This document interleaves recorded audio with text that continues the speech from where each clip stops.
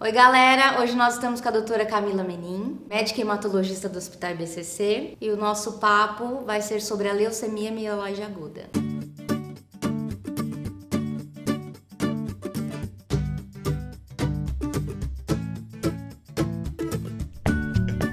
Doutora, explica pra gente o que é leucemia mieloide aguda. A leucemia é o câncer das células do sangue que atacam os glóbulos brancos, que são aquelas células responsáveis pela nossa defesa. No caso da leucemia mieloide aguda, a célula doente é o mielócito jovem. Essa célula jovem ela é imatura e ela perde a sua capacidade de diferenciação em células maduras. Dessa forma, ela não tem mais capacidade de proteger o organismo contra os micro-organismos. Ela vai ocupando todo o espaço da medula óssea, fazendo com que o paciente tenha anemia, plaquetopenia também.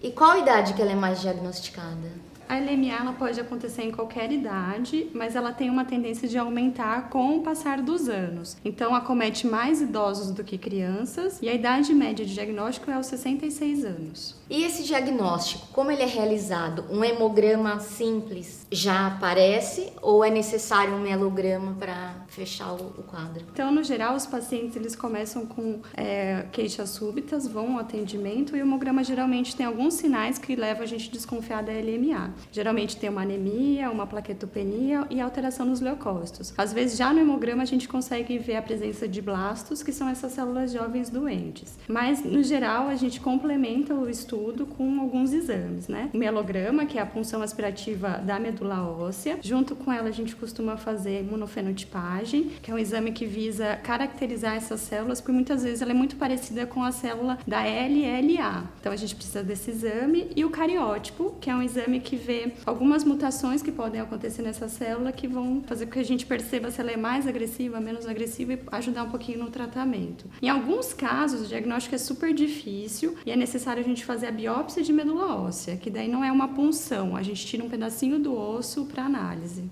Doutora, o tratamento da LMA é o mesmo independente da idade, criança, adulto e idoso? Eu acho que esse é um ponto bem importante para a gente falar. A idade, ela não é um definidor de tratamento. Então, no geral, quando o paciente ele tem o diagnóstico da LMA, a gente começa uma quimioterapia que chama quimioterapia de indução. Essa quimioterapia nada mais é do que uma quimioterapia para matar esses blastos e fazer com que a medula óssea volte à sua função normal. Após essa quimioterapia, caso o paciente consiga com que isso aconteça, a gente precisa de um tratamento de consolidação. Daí vai entrar aqueles exames que a gente fez no diagnóstico. Então, no geral, a gente divide com os exames os pacientes em 3 riscos. Aqueles que são favoráveis, os intermediários e os desfavoráveis. Nos pacientes com risco favorável, a gente tende a fazer uma quimioterapia de consolidação, que são em torno de 4 ciclos, de uma quimioterapia diferente da de indução. Ou a gente pode também fazer o transplante autólogo de medula óssea. Nos pacientes de alto risco, então os desfavoráveis, eles têm a indicação de fazer o transplante halogênico de medula óssea. Já nos pacientes de risco intermediário, esses são os mais difíceis de tratar, porque muitas vezes vai mais da impressão clínica do médico, né? E como que o paciente evoluiu. Daí vai entrar também a idade, as comorbidades, para a gente poder definir qual paciente a gente acha melhor fazer o transplante halogênico ou qual paciente a gente acha melhor fazer a quimioterapia. Só para lembrar que existe um tipo específico de LMA, que é a LMA M3 ou a pró-mielocítica.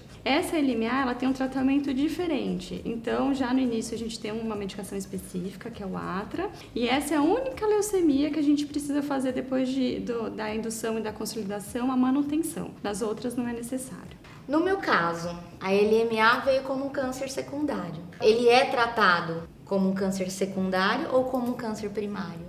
No geral, a gente trata os pacientes com câncer secundário da mesma forma que o primário. A maioria dos pacientes, quando a LMA ela vem de um câncer anterior, geralmente tem um risco maior. Então, no geral, esses pacientes eles são de prognóstico desfavorável e eles precisam ir para depois dessa quimioterapia inicial para o transplante halogênico de medula óssea. No seu caso, como você teve a LMA M3, é uma de bom prognóstico, então é favorável, você não precisou do transplante e conseguiu ser tratada de forma habitual. Como a gente está comentando da M3, que é a que eu estou tratando no momento, existe alguma outra classificação? Essa classificação que a gente fala da M3 é uma classificação de FAB, que é uma classificação da década de 70, que classifica as leucemias mieloide aguda em 8 subtipos, que vai da M0 a M7. Atualmente, existe uma classificação mais importante, que é a classificação da Organização Mundial de Saúde, que ela classifica não só de forma morfológica, mas também usando aqueles aspectos de citogenética. Isso vai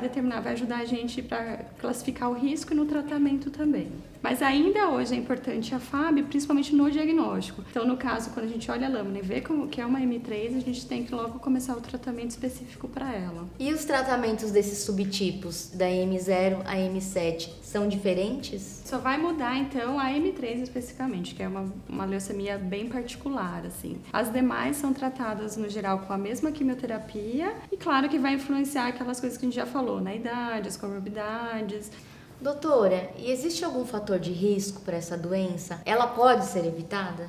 No geral, a grande maioria das LMAs, elas são aquelas que a gente fala que são de novo. Então, 80% elas surgem ao acaso. As outras, geralmente, têm associação, então, com quimioterapia prévia, radioterapia, uso de solventes, benzeno, contato com inseticidas. É difícil a gente evitar isso. Eu acho que o importante é, nas pessoas que apresentam doenças predisponentes, por exemplo, a leucemia mieloide crônica, é ideal que você tenha um acompanhamento específico e um segmento correto com as medicações, para evitar o risco de evolução para LMA. E também existem aquelas leucemias que são decorrentes de síndromes genéticas. Então, os pacientes, as crianças, né, portadoras de síndrome de Down, ou aquelas que têm anemia de Fanconi, elas têm um risco aumentado de evolução para leucemia. Mas não tem como a gente evitar, né? Eu acho que o importante é um acompanhamento médico regular para que a leucemia seja diagnosticada o quanto antes.